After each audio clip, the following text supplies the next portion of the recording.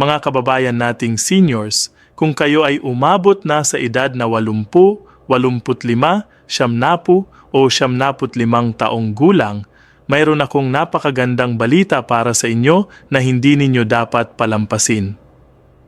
Alam ko, marami sa inyo ay nahihirapan sa gastusin sa gamot, pagkain at araw-araw na pangangailangan at parang hindi na sapat ang pensyon na natatanggap ninyo bawat buwan. Kaya naman, narito ako ngayon para ipaliwanag sa inyo ng malinaw kung paano makakakuha ng 10,000 piso cash gift mula sa gobyerno, isang benepisyong legal inyo at walang ibang tao ang makakakuha nito para sa inyo maliban sa inyong sarili. Hindi ito utang, hindi ito loan, at hindi ninyo kailangan magbayad pabalik. Ito ay regalo ng gobyerno bilang pagkilala sa mahabang taon na kayong nag-ambag sa ating bansa.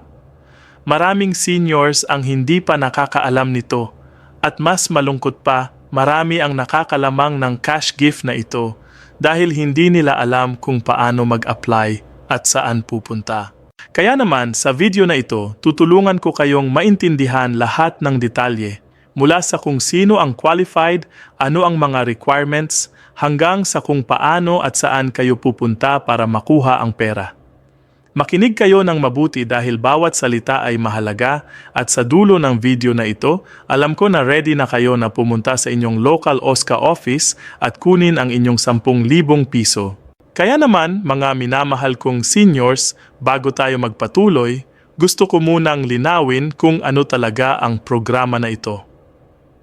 Ang 10,000 pisong cash gift na ito ay bahagi ng Republic Act 11,920 na kilala rin bilang Expanded Centenarians Act na nilagdaan ni President Marcos Jr. noong Pebrero 26, 2024 at nag-take effect noong Enero 1, 2025. Ibig sabihin, kung ikaw ay pumasok na sa edad na 80, 85, 70 o 75 mula Enero 2025, qualified ka na agad.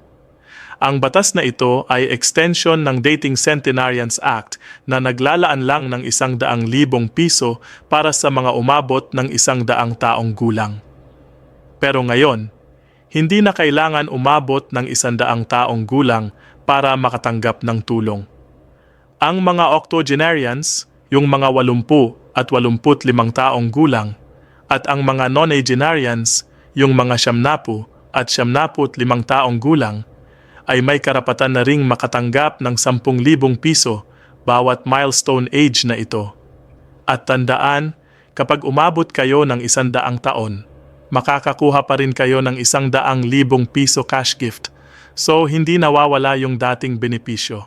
Ngayon, importante na maintindihan ninyo kung sino ba talaga ang qualified. Una sa lahat, kailangan kayong Filipino citizen by birth o through dual citizenship. Ibig sabihin, kung dating kayo Filipino pero nag-acquire na ng ibang citizenship at hindi na dual citizen, hindi na kayo qualified. Pangalawa, kailangan ninyong umabot ng exact age na 80, 85, 70 o 75 taon. Hindi kasama dito yung 81, 82, 83, 84 o 91, 92, 93, 94. Milestone ages lang ang covered ng batas na ito.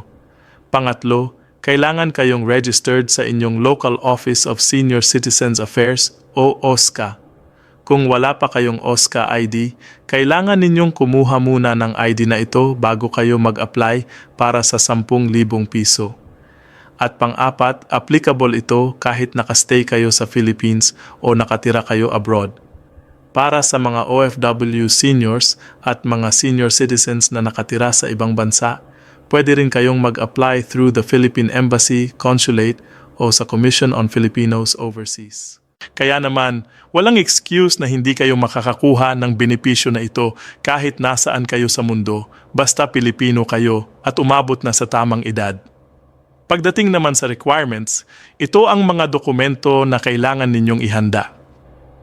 Una, Ang application form para sa Expanded Centenarians Act na makukuha ninyo sa inyong barangay hall, sa OSCA office ninyo o sa Municipal Social Welfare and Development Office o MSWDO. Pangalawa, kailangan ng proof of age at ang pinaka-okay na dokumento dito ay ang PSA birth certificate ninyo. Kung wala kayong birth certificate, pwede rin ang baptismal certificate o kahit anong government-issued ID na may nakalagay na date of birth ninyo tulad ng national ID o PhilScience ID. Pangatlo, kailangan ng dalawang by dalawang ID pictures, yung recent picture ninyo. At pang-apat, kailangan ng endorsement letter mula sa local chief executive ng barangay o munisipyo ninyo. Kung kayo ay nasa abroad, kailangan ng endorsement mula sa Philippine Embassy, DFA, DMW o CFO. At panglima, kung hindi kayo mismo ang kukuha ng cash gift, pwede ninyong i-authorize ang inyong immediate family member through a notarized Special Power of Attorney o SPA. Kailangan din ng authorization letter at release from liability form kung may multiple relatives na gustong kumuha ng pera para sa inyo. Ngayon, paano ba talaga ang proseso ng pag-apply? Una, pumunta kayo sa inyong OSCA office o MSWDO sa inyong munisipyo o lungsod. Kung bedridden kayo o hindi makakalabas ng bahay, pwede ninyong ipadala ang inyong anak, apo o caregiver na may notarized authorization letter. Pangalawa, kunin ang application form at fill up ng maayos. Siguraduhing tama lahat ng information dahil kung may mali, mahihirapan kayo sa proseso. Pangatlo, isubmit ang lahat ng requirements kasama ng application form sa OSCA o MSWDO. Ang staff doon ay mag-review kung kumpleto ang mga dokumento ninyo. Pang-apat, ang LGU ay mag-endorse ng listahan ng applicants sa NCSC Regional Office. Ang NCSC Regional Office naman ay mag-validate ng documents at isasama ang final list sa NCSC Central Office para sa approval. At panglima, kapag nag-approve na ang NCSC Central Office, ikaw ay mailalagay sa listahan ng beneficiaries at saka katatawagin para sa schedule ng payout. Mahalagang tandaan na may deadline ang pag-submit ng application. Halimbawa, kung ang birthday ninyo ay sa Enero hanggang Mayo, dapat mag-submit kayo ng application within Marso para ma-process ang request for funds. Kung birthday ninyo ay Hunyo hanggang Disyembre, dapat mag-submit kayo bago Setyembre. Ang NCSC ay nag-set ng ganitong deadlines para siguradong may sapat na oras para ma-request ang pera mula sa National Treasury. At tandaan, meron kayong 1 year from the time na umabot kayo ng milestone age para mag-claim ng 10,000 piso. Kung hindi kayo nag-claim within 1 year, ang pera ay ibabalik sa National Treasury at mawawalan na kayo ng karapatan sa benepisyo na ito. So, very important na mag-apply kayo agad pagdating ng inyong birthday. Pagdating naman sa payout, paano ba talaga ito ibibigay sa inyo? Ang National Commission of Senior Citizens o NCSC ay nag-coordinate sa inyong LGU para sa distribution ng cash gift. Usually, may scheduled payout date na ipinapahayag ng NCSC at ng inyong local government. Kapag dumating ang payout date, kailangan ninyong dalhin ang inyong original OSCA ID o kahit anong valid government-issued ID at kung may representative kayo, kailangan niya ng authorization letter at photocopy ng kanyang ID. Ang payout ay ibibigay through check o cash, depende sa arrangement ng inyong LGU. May mga lugar na nag-o-offer ng bank transfer o GCash para mas convenient, pero hindi lahat ng LGU ay ganito. Kaya naman, tanungin ninyo sa inyong OSCA kung ano ang payout method nila para handa kayo. Mayroon ding mga benefits na kailangan ninyong malaman na may kinalaman sa inyong senior citizen status. Bukod sa 10,000 pisong cash gift, naaalala ba ninyo na simula Disyembre 2024, hindi na kailangan ng purchase booklet para sa 20% discount sa medicines at medical devices? Ang Department of Health ay nag-issue ng Administrative Order 2024-0017 na nag-delete ng requirement na ito. Ibig sabihin, mas madali na para sa inyo na kumuha ng discount sa gamot. Kailangan lang ninyong ipakita ang OSCA ID ninyo. At para sa mga indigent senior citizens na 60 taong gulang at pataas, meron pa rin kayong monthly social pension na 1,000 piso mula sa DSWD at ito ay separate sa 10,000 piso cash gift ng Expanded Centenarians Act. Kaya naman, kung qualified kayo sa dalawa ang tatanggapin ninyo. Mayroon ding mga common mistakes na kailangan ninyong iwasan.